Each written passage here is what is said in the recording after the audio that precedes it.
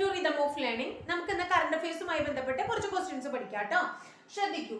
SSLC +2 പരീക്ഷകളിൽ തോറ്റവരെയും അതുപോലെ പാതി വഴിയിൽ പഠനം മുടങ്ങിയവരെയും കണ്ടെത്തി തുടർ പഠനത്തിന് സഹായിക്കുന്ന കേരള പോലീസിന്റെ പദ്ധതിയുടെ പേരാണ് ഹോപ്പ്. അതായത് SSLC പരീക്ഷകളിൽ അതുപോലെ +2 പരീക്ഷകളിൽ തോറ്റു നിൽക്കുന്ന കുട്ടികള്, പാതി വഴിയിൽ പഠനം മുടങ്ങി വെച്ചിട്ടുള്ള ആൾക്കാര്, അവരെയൊക്കെ കണ്ടെത്തി തുടർ പഠനത്തിന് സഹായിക്കുന്ന കേരള പോലീസിന്റെ പദ്ധതിയുടെ പേര് എന്താ പറഞ്ഞേ?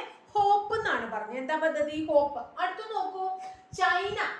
ചൈന പൂർണ്ണമായും തദ്ദേശീയമായി നിർമ്മിച്ച അത്യാധുനിക വിമാനവാഹിനി കപ്പലിന്റെ പേരെന്ത്?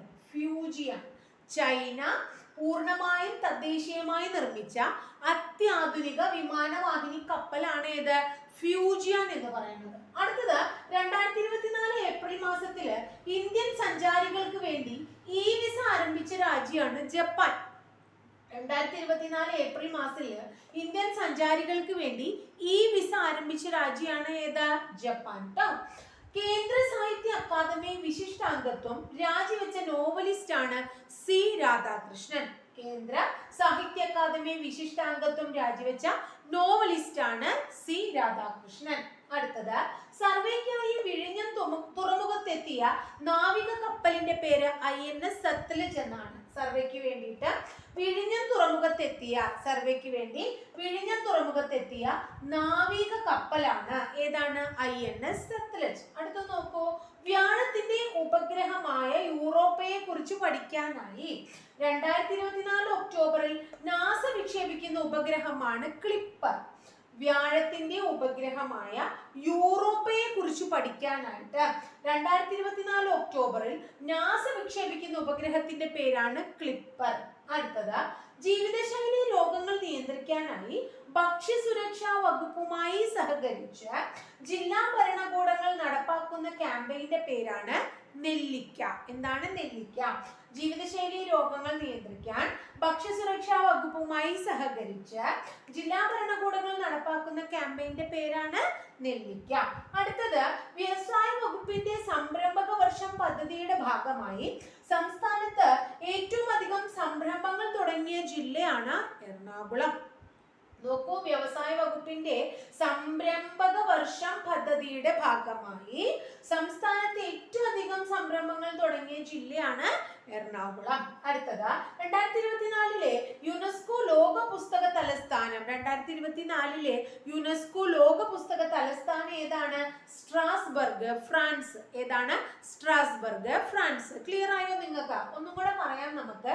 SSLC +2 പരീക്ഷകളിലൊക്കെ തോറ്റു നിൽക്കുന്നവരും അതുപോലെ തന്നെ പഠനം മുടങ്ങിയവരുമായിട്ടുള്ള വ്യക്തികളെ കണ്ടെത്തി അവർക്ക് തുടർ പഠനത്തിന് സഹായിക്കാൻ കേരള പോലീസ് ഒരു പദ്ധതി കൊണ്ടുവന്നു. ആ പദ്ധതിയുടെ പേരാണ് എന്താ?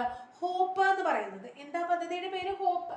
അടുത്തത് ചൈന പൂർണ്ണമായിട്ടും അവരുടേതായിട്ടുള്ള രീതിയിൽ തദ്ദേശീയമായി നിർമ്മിച്ച അത്യാധുനിക വിമാനവാഹിനി കപ്പലാണ് ഫ്യൂജിയാൻ. എന്താണ് അതിന്റെ പേര്? ഫ്യൂജിയാൻ എന്നാണ് കേട്ടോ. 2024 ഏപ്രിലിൽ ഇന്ത്യൻ സഞ്ചാരികൾക്ക് വേണ്ടി വിസ ആരംഭിച്ച രാജ്യമാണ് ഏത്? ജപ്പാൻ എന്ന് പറയുന്നത്. കേന്ദ്ര സാഹിത്യ അക്കാദമി വിശിഷ്ടാംഗത്വം രാജിവെച്ച നോവലിസ്റ്റിന്റെ പേരാണ് സി രാധാകൃഷ്ണൻ. സർവേക്കായി വിഴിഞ്ഞം തുറമുഖത്തെത്തിയ നാവിക കപ്പലാണ് INS സത്ലജ്. വ്യാഴത്തിന്റെ ഉപഗ്രഹമായ യൂറോപ്പയെ കുറിച്ച് പഠിക്കാനായി 2024 ഒക്ടോബറിൽ നാസ വിക്ഷേപിക്കുന്ന ഉപഗ്രഹത്തിന്റെ പേരാണ് ക്ലിപ്പർ. ഏതാ? ക്ലിപ്പർ. അടുത്തത് ജീവിതശൈലി രോഗങ്ങൾ നിയന്ത്രിക്കാനായി ഭക്ഷ്യസുരക്ഷാ വകുപ്പുമായി സഹകരിച്ചുകൊണ്ട് ജില്ലാ ഭരണകൂടങ്ങൾ ഒരു ക്യാമ്പയിൻ നടപ്പാക്കുന്നു. ആ ക്യാമ്പയിന്റെ പേരാണ് നെല്ലിക്ക. Next one. വ്യവസായ വകുപ്പിന്റെ സംരംഭക വർഷം പദ്ധതിയുടെ ഭാഗമായി സംസ്ഥാനത്ത് ഏറ്റവും അധികം സംരംഭങ്ങൾ തുടങ്ങിയ ജില്ല ഏതാ ചോദിച്ചാൽ എറണാകുളം.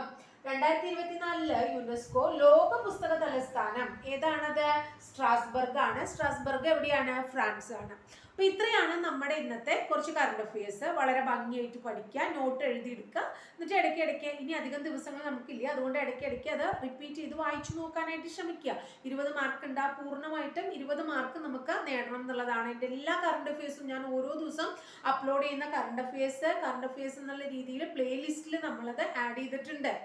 അപ്പോൾ അത് കൃത്യമായിട്ട് നിങ്ങൾ മുഴുവൻ വായിച്ചു നോക്കുക, ഭംഗിയായിട്ട് പഠിക്കുക. നിങ്ങൾക്ക് 20ൽ 20 മാർക്കും നേടാനായിട്ട് തീർച്ചയായിട്ടും സാധിക്കും. മനസ്സിലാവുന്നുണ്ടോ എല്ലാവർക്കും?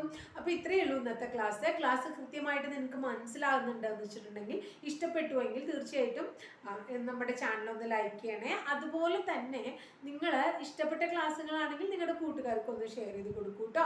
ഇനി ആദ്യമായിട്ട് എൻ്റെ ക്ലാസ് കാണുന്ന കുട്ടികളാണെങ്കിൽ എൻ്റെ ചാനൽ ഒന്ന് സബ്സ്ക്രൈബ് ചെയ്യുക. അതുപോലെ തന്നെ ഓൾ ബട്ടൺ ക്ലിക്ക് ചെയ്യുമ്പോൾ നിങ്ങൾക്ക് ഓരോ ദിവസവും ഞാൻ അപ്ലോഡ് ചെയ്യുന്ന വീഡിയോസ് നോട്ടിഫിക്കേഷൻ രൂപത്തിൽ കൃത്യമായിട്ട് ലഭിക്കുകയും ചെയ്യും. അപ്പോൾ അടുത്ത ദിവസം വളരെ നല്ലൊരു ടോപ്പിക്കായിട്ട് നമുക്ക് വീണ്ടും കാണാം കേട്ടോ.